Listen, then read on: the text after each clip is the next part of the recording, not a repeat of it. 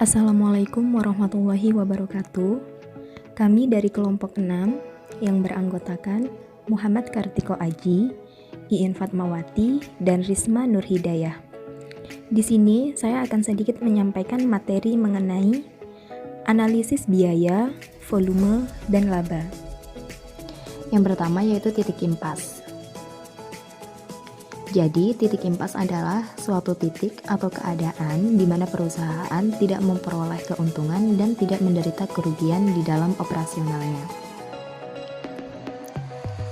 Untuk tujuannya, di sini terdapat 5 tujuan. Yang pertama, mendesain spesifikasi produk. Kedua, penentuan harga jual. Ketiga, produksi atau penjualan minimal agar tidak mengalami kerugian. Keempat, memaksimalkan jumlah produksi.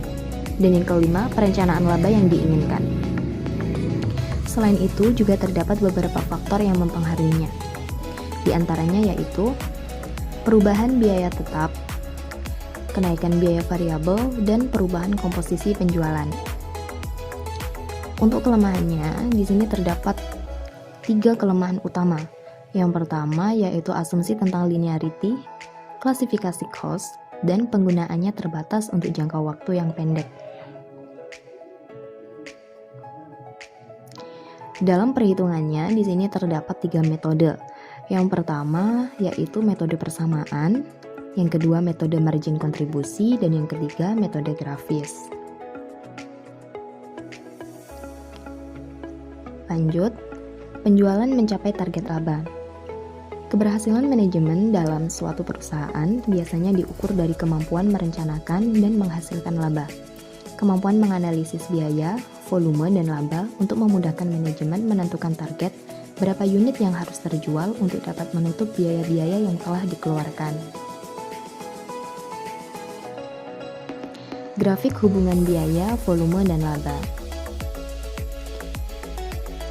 Teman-teman bisa lihat pada gambar berikut untuk mengetahui grafik hubungan antara biaya, volume, dan laba.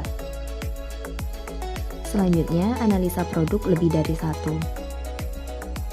Bila mana perusahaan menjual 2 macam produk, yakni produk A dan B, yang berbeda dalam harga jual per unit maupun biaya variabel per unit, namun kedua produk itu dihasilkan dengan mesin yang sama, sehingga pembebanan biaya tetap terhadap masing-masing jenis produk tidak mungkin dilakukan dengan perhitungan yang masak.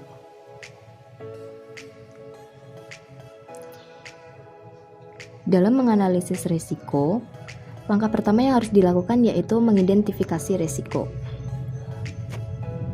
Identifikasi risiko adalah proses menemukan, mengenali, dan mencatat risiko. Dalam proses manajemen risiko, identifikasi risiko merupakan bagian yang dilakukan paling terdahulu dalam proses asesmen risiko. Dan analisis risiko itu sendiri adalah proses mengembangkan pemahaman terhadap suatu risiko.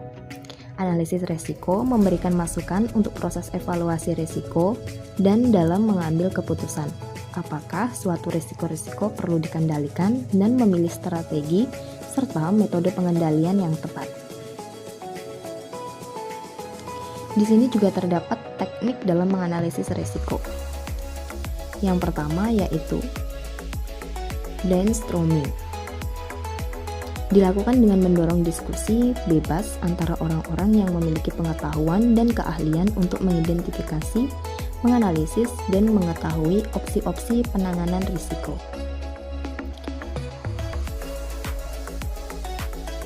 Yang kedua yaitu wawancara terstruktur atau semi terstruktur.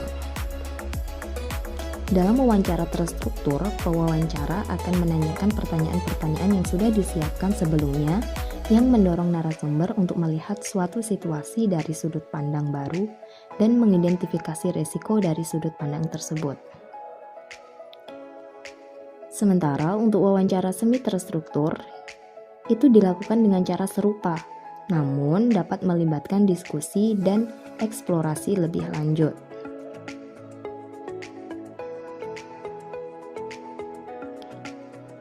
Teknik dalam menganalisis risiko yaitu ada 2 teknik. Yang pertama teknik Delphi, bertujuan untuk memperoleh konsensus pendapat dari orang-orang yang pakar di bidangnya.